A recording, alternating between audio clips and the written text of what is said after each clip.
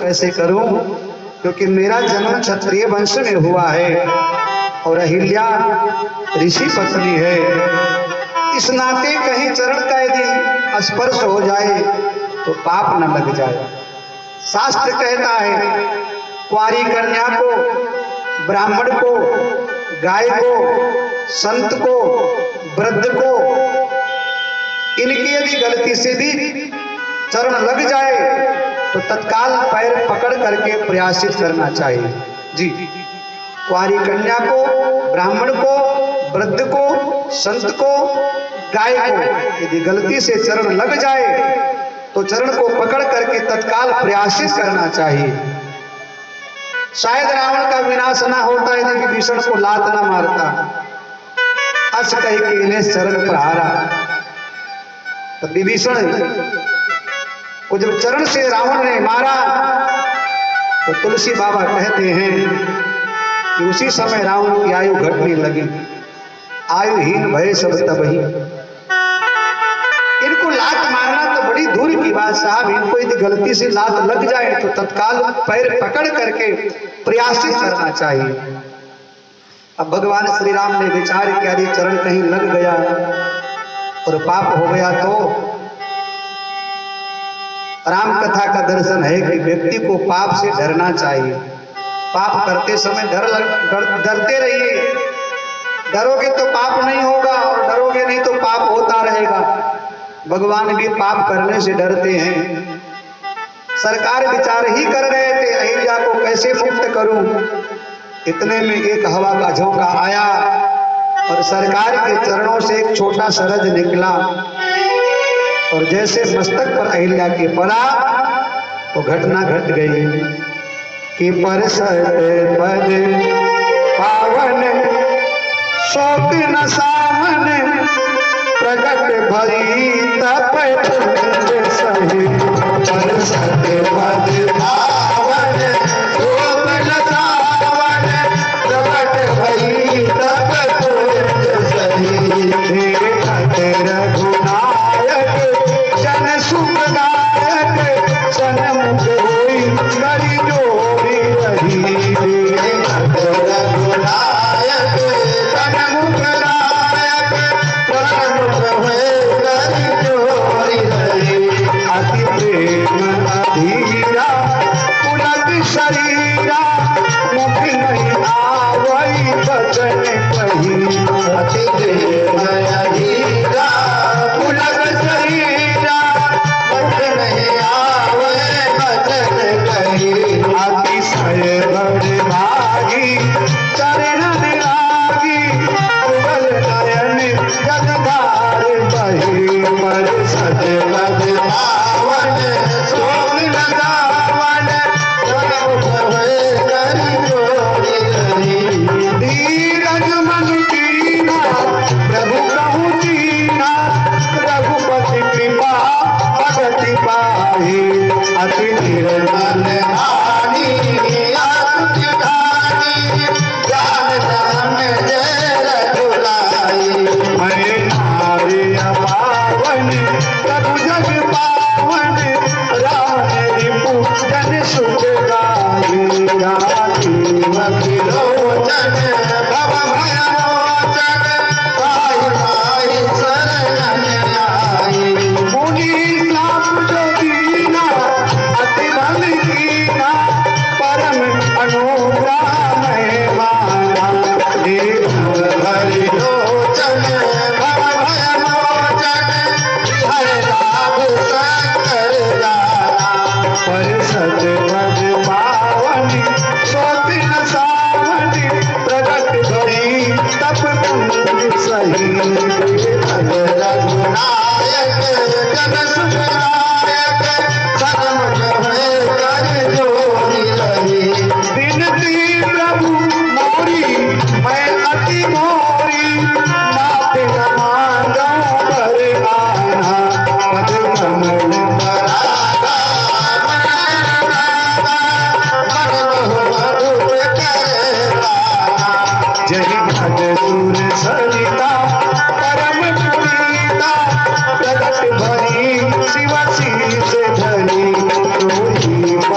पंकज यही पूजत अधि मम सिर धरवत पान हरि पर सत्य पद पावन शोभ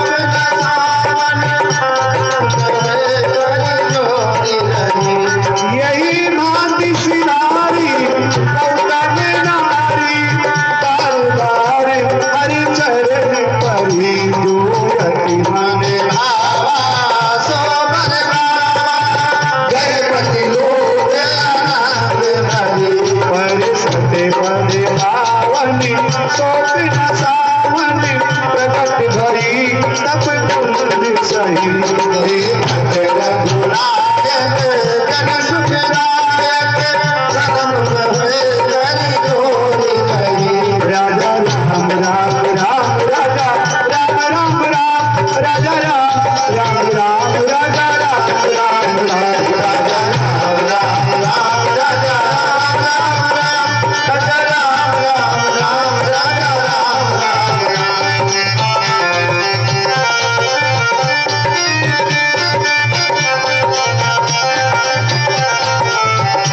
सीता राम राम राम सीता राम राम राम सीता राम राम राम सीता राम राम राम सीता राम राम राम सीता राम राम राम सीता राम राम राम सीता राम राम राम सीता राम राम राम सीता राम राम राम सीता राम राम राम सीता राम राम राम।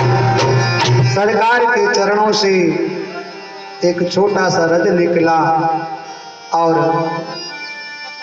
अहिल्या के मस्तक पर जाकर पड़ा। घटना घट गई, अहिल्या का उद्धार हुआ। भगवान के हाथ आगे हाथ जोड़ करके अहिल्या भगवान की स्तुति करने लगी। राम कथा सुनाते हुए भगवान शंकर बहुत प्रसन्न हुए, गदगद हुए, आनंदित हुए। किसी ने पूछा, सरकार आप इतने आनंदित क्यों हैं? तो भगवान शंकर कहते हैं, मैंने सुना था कि भगवान पतित पावन है, लेकिन मैंने आज देखा। देखियों भरी लोचन भव भय मोचन। मैंने सुना तो था कि भगवान पतित को पावन बनाते हैं, परंतु आज इन आंखों से देखा कि भगवान पतित को पावन कैसे बनाते हैं। यही राम शंकर जाना। अपने पति को अहिल्या कहती हैं कि अच्छा क्या मेरे पति ने मुझे जो श्राप दे दिया। मुनि श्राप जो दीना अति भल कीना परम अनुग्रह मैं माना। इस प्रकार अहिल्या का भगवान ने उद्धार किया। और गोस्वामी तुलसी बाबा लिखते हैं, अस प्रभु दीन बंधु हरि कारण रहित दयाल। तुलसीदास सठ कहीं भजो छाड़ी कपट जंजाल। अहिल्या का उद्धार हुआ। भगवान श्री राम लक्ष्मण विश्वामित्र और आगे बढ़े। गंगा जी का दर्शन हुआ। भगवान श्री राम ने गुरुदेव से पूछा, गुरुदेव कौन सी नदी है? विश्वामित्र जी महाराज मुस्कुराए, बोले राघव बड़े अनजान बने हो, ये आपके चरणों से निकली पतित पावनी भागीरथी गंगा जी हैं। सरकार ने कहा यदि गंगा जी है तो फिर तो स्नान करना चाहिए। क्यों? प्रातः काल आश्रम से स्नान करके तो चले थे। भगवान श्री राम ने कहा, गुरुदेव स्नान करके तो चले थे, परंतु अहिल्या ऋषि पत्नी है, चरणों का स्पर्श हुआ तो पाप लग गया होगा, इसलिए चलो स्नान करते हैं। यहाँ भगवान श्री राघवेंद्र सरकार लक्ष्मण भैया के साथ श्री गंगा जी में स्नान करते हैं। गुरुदेव ने भगवान श्री राम को गंगा की उत्पत्ति की सुंदर कथा सुनाई है। इस प्रकार गंगा जी में स्नान करके राम लक्ष्मण गुरुदेव और आगे बढ़े हैं तो मिथिला के सीमा में भगवान प्रवेश कर चुके हैं। बड़ा सुंदर नगर है।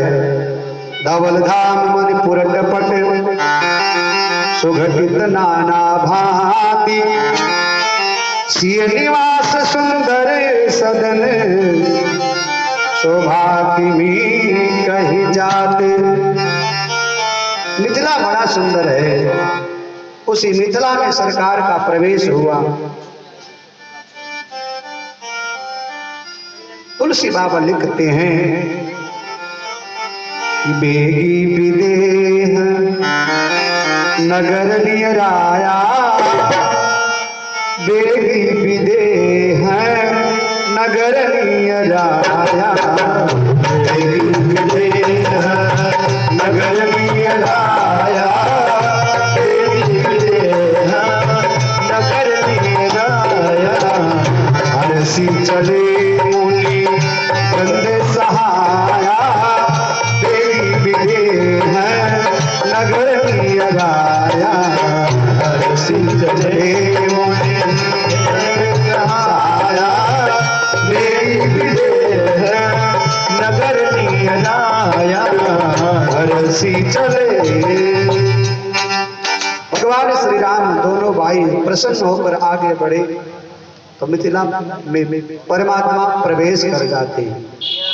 श्री रामचरितमानस में 3 महानगरों का वर्णन है, क्रमशः श्रीलंका, अयोध्या और मिथिला। अरे फटुआ जरूरी नहीं ना। हरे राम राम राम हरे हरे,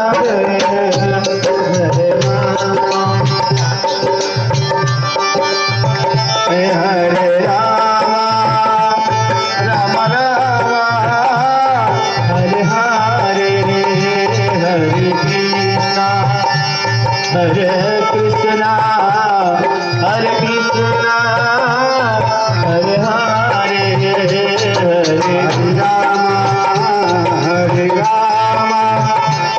राम राम हरे हरे, हरे कृष्णा हरे कृष्णा कृष्णा कृष्णा हरे हरे, हरे राम राम राम हरे हरे, हरे राम हरे राम राम राम हरे हरे,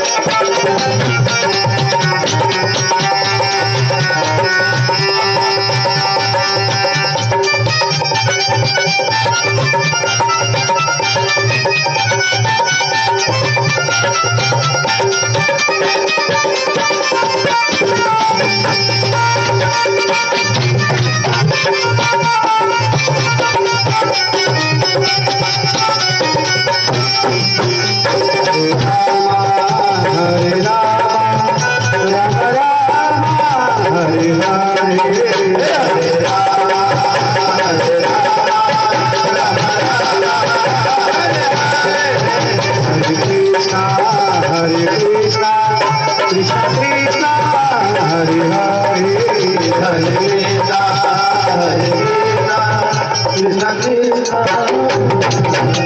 जय जय श्री सीताराम, जय जय श्री सीताराम, जय जय श्री सीताराम। सरकार मिथिला में पहुंच गए।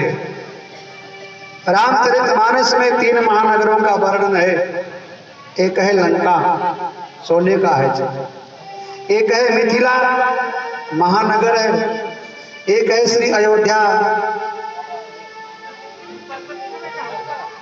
लंका में सब लोग जहां दुर्गुण ही हैं, दुर्जन ही, राक्षसी प्रवृत्ति के, वहां लंका में त्रिजटा और विभीषण ऐसे एक आध लोग सज्जन भी मिल जाएंगे।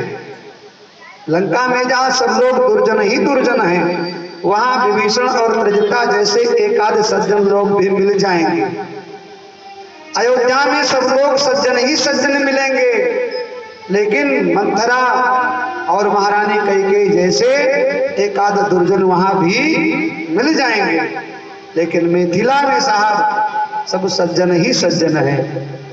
पुर नर नारी सुभग सुचि संता, धर्मशील ज्ञानी गुणवंता। वहां सब सभ्य लोग हैं, सब धर्मात्मा हैं, सब ज्ञानी हैं, सब गुणवान हैं, सब चरित्रवान हैं। ऐसे मिथिला में भगवान श्री राम का प्रवेश हुआ गुरुदेव के साथ। तो मिथिला की सौंदर्यता भगवान ने देखा तो भगवान वहां बड़े प्रसन्न हुए मिथिला की सौंदर्यता को देख करके। अच्छा, इसलिए भी भगवान प्रसन्न हुए क्योंकि भगवान को शायद पहले खबर लग गई थी कि मेरा यहाँ ब्याह होगा और ससुराल हमारी यही होगी। तो भैया ससुराल तो अच्छी सबको लगती है ना। अब तो लोगों के पास समय नहीं रह गया, लेकिन पहले लोग ससुराल जाते थे तो बड़ा खातिरदारी होती थी, बड़ी सेवा होती थी। क्योंकि हमारे भारतीय संस्कृति में दामाद को भगवान से कहीं कम नहीं मानते, तो ससुराल में बड़ा अच्छा लगता था। अब तो लोगों के पास समय नहीं रह गया, नहीं तो ससुराल जाते थे, 2 दिन 4 दिन रुकते थे, खूब सेवा होती थी। पाँव धोया जाता था, पाँव दबाया जाता था, कोई जीजा कहता था, कोई फूफा कहता था।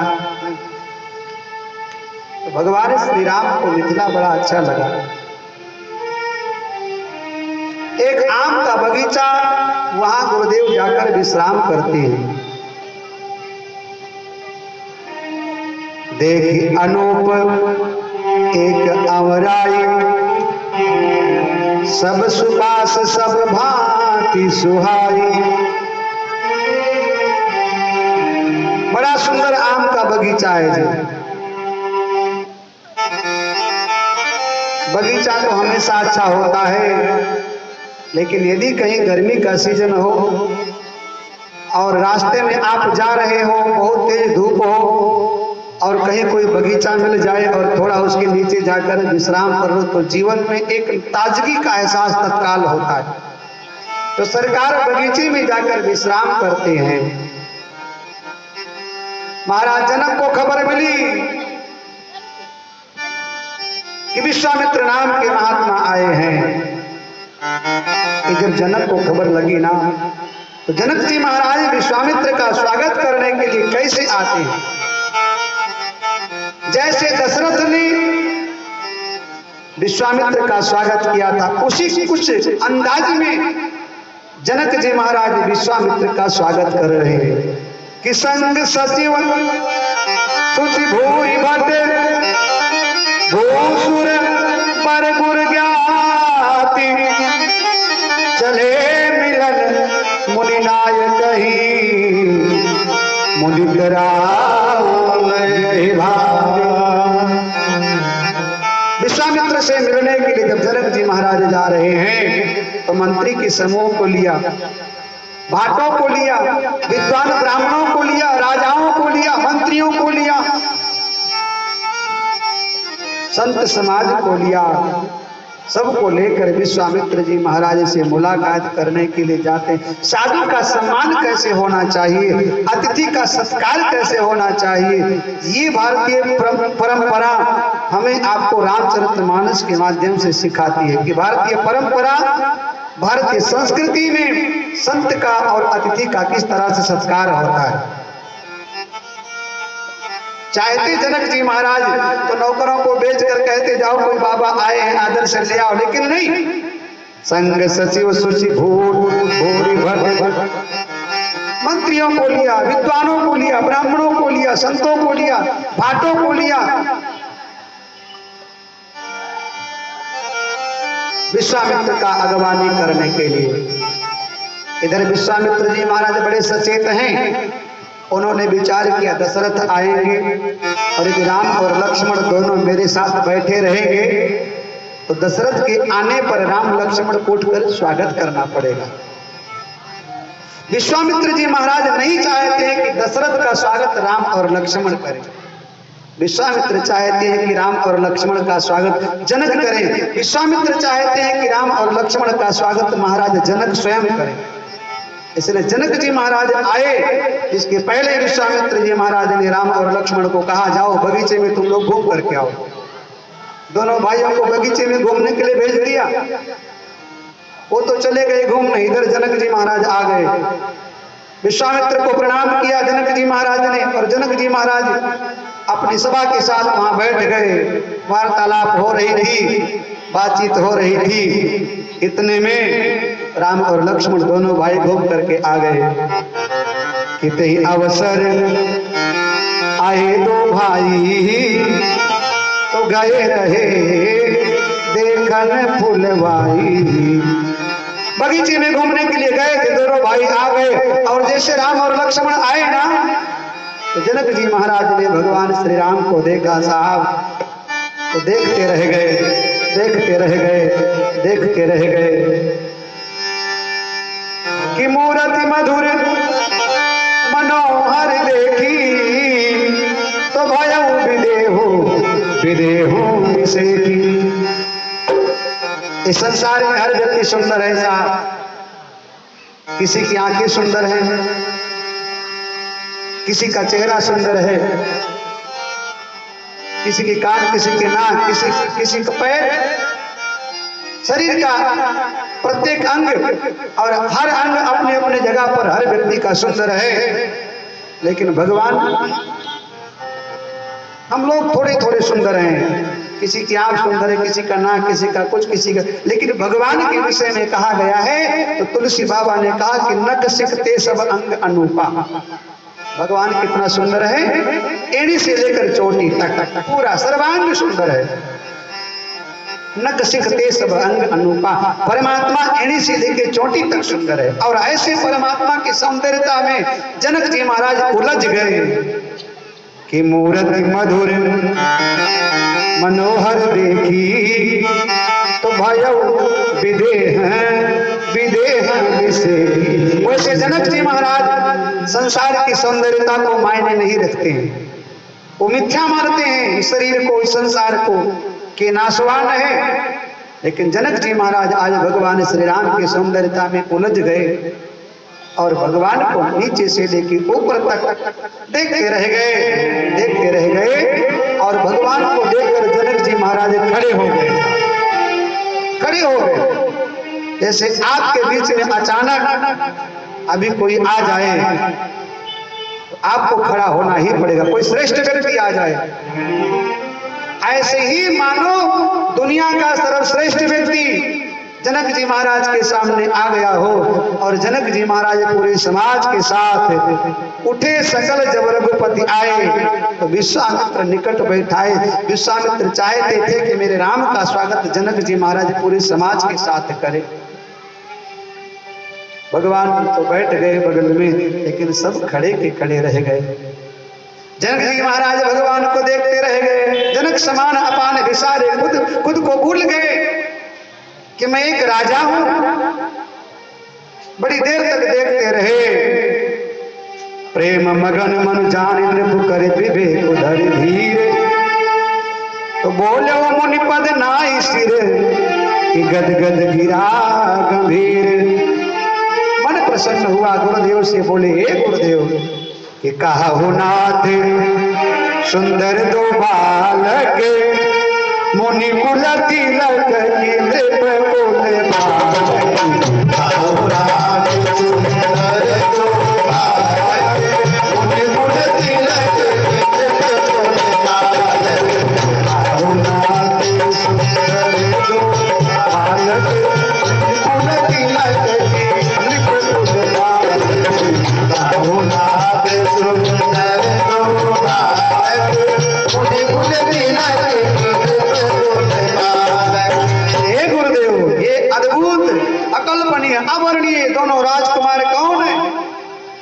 किसी राजा के राजकुमार हैं या किसी मुनि के शिष्य हैं, कौन है? विश्वामित्र जी महाराज ने कहा, राजन तुम तो निराकार ब्रह्म के उपासक हो, तुम तो ज्ञानी हो, तुम बताओ तुम्हारी बुद्धि क्या कह रही है, तुम्हारा ज्ञान क्या कह रहा है? जनक जी महाराज ने कहा, गुरुदेव आपको तो मालूम है सहज विराग रूप मन मोरा, मेरा मन तो संसार में कहीं टिकता नहीं है, संसार मेरे लिए मिथ्या है, परंतु आज मेरा मन राजकुमारों में जाकर उलझ गया है, फंस गया है। कैसे फंस गया है? बोले होत चकित जिन चंद चकोरा, जैसे चंद्रमा को देखकर चकोर कभी थकता नहीं, ऐसे इन राजकुमारों को देखकर मेरा मन थकता नहीं। गुरुदेव ने कहा, आपको क्या लगता है कौन हो सकते हैं? जनक जी महाराज कहते हैं, हे गुरुदेव हमें लगता है कि ब्रह्म जो निगम नेति कही गावा, उभय वेश धरि की सोई आवा। वेद जिसका नैति नैति कह करके बखान करता है, मुझे लगता है वही परमात्मा दो रूपों में हमारे सामने आज प्रकट हो गया है। विश्वामित्र जी महाराज ने कहा, राजन ठीक पहचाना है, लेकिन तब तक सरकार ने इशारा कर दिया कि मेरे ब्रह्मत्व को मत खोलना। विश्वामित्र जी महाराज ने भगवान श्री राम और लक्ष्मण का सांसारिक परिचय कराया है कि रघुकुल मणि दशरथ के जाए, मम हित लागी नरेश पठाए, राम लखन दो बंधुवर रूपशील बलधाम, मखरा क्यों सब साखी जगो जिदेव असुर संग्राम। सांसारिक परिचय करा दिया। ये महाराज दशरथ के दोनों पुत्र हैं, नाम है राम और लक्ष्मण। जनक जी महाराज ने कहा, गुरुदेव आप तो संत हैं, आप तो जंगल में रह सकते हैं, आश्रम में रह सकते हैं, कुटिया में रह सकते हैं, लेकिन ये तो राजकुमार हैं, यदि आप कहो तो हम इनके लिए महलों में व्यवस्था करें। विश्वामित्र जी महाराज ने कहा, राजन आपने उचित कहा। और यहाँ महाराज जनक राम और लक्ष्मण को महलों में लेकर जाते हैं। जिस महल में जानकी जी निवास करती थी उसी महल को खाली कराया गया है और सीता जी के महल में राम और लक्ष्मण दोनों भाइयों को निवास दिया गया है। सिय निवास सुंदर सदन, सीता जी जिस महल में निवास करती थी उसी महल में राम और लक्ष्मण को निवास कराया गया है। राम कथा सुनाते हुए भगवान शंकर पार्वती से कहते हैं, हे पार्वती सीता भक्ति हैं, राम ब्रह्म हैं, और ब्रह्म जब भी निवास करेगा तो उसी महल में निवास करेगा जिस महल में भक्ति देवी का वास होगा। भक्ति रूपी सीता जब महाराज जनक के सुंदर सदन में निवास करती हैं तो वहां सुंदर सदन नाम तुलसी बाबा रखते हैं। यही भक्ति रूपी सीता जब अयोध्या जाती हैं तो तुलसी बाबा पूरे कांड का नाम अयोध्या कांड रखते हैं। अयोध्या में जब सीता गई तो अयोध्या सुंदर हुआ, और यही जानकी जब यहाँ से भोगी रावण के यहाँ जाती हैं तो रावण का वो लंका भी सुंदर हो गया, और उस लंका में बैठी सीता, इसलिए तुलसी बाबा ने पूरे कांड का नाम रख दिया सुंदर कांड। अर्थात सीता जहां होंगी वो भवन सुंदर होगा, भक्ति जहां होगी वो महल सुंदर होगा, भक्ति जहां होगी वही भगवान निवास करेंगे। भगवान श्री राघवेंद्र सरकार महाराज जनक के यहाँ निवास करते हैं। आइए हम सभी लोग राम कथा में प्रवेश करें। इसके पहले एक सुंदर सा बढ़िया सा